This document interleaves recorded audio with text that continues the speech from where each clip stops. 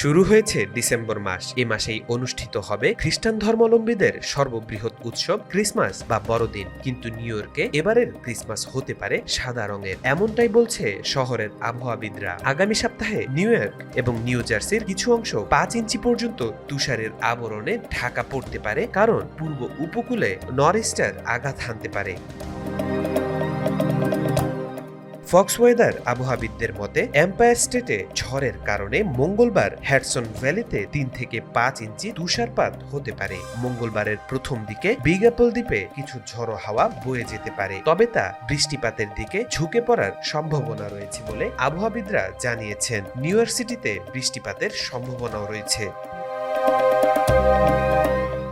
এদিকে মঙ্গলবার উত্তর পশ্চিম নিউ জার্সিতে 1 থেকে 3 ইঞ্চি তুষারপাত হতে পারে। জাতীয় মহাসাগরীয় ও বায়ুমণ্ডলীয় প্রশাসন অনুসারে বিগ অ্যাপল দ্বীপে সাধারণত ডিসেম্বর মাসে 4.8 ইঞ্চি তুষারপাত রেকর্ড করা হয়। তবে শহরটিতে খুব কমই সাদা রঙের ক্রিসমাস দেখা যায়। ক্রিসমাসের দিন শেষবার তুষারপাত হয়েছিল 2009 সালে। ফ্লাইট ট্র্যাকিং ওয়েবসাইট ফ্লাইট অ্যাওয়ারের মতে শনিবার মার্কিন যুক্তরাষ্ট্রে বড় ক্রস কান্ট্রি ঝড়ের কারণে প্রায় 1800টিরও বেশি ফ্লাইট বাতিল হয়েছে। শিকাগো আন্তর্জাতিক বিমানবন্দর সবচেয়ে বেশি ক্ষতিগ্রস্ত হয়েছে, যেখানে 600টিরও বেশি ফ্লাইট বাতিল করা হয়েছে।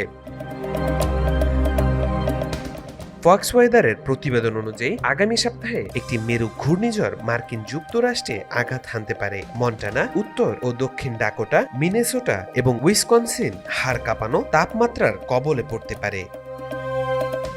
তাওফিকুল ইসলাম, আজকাল।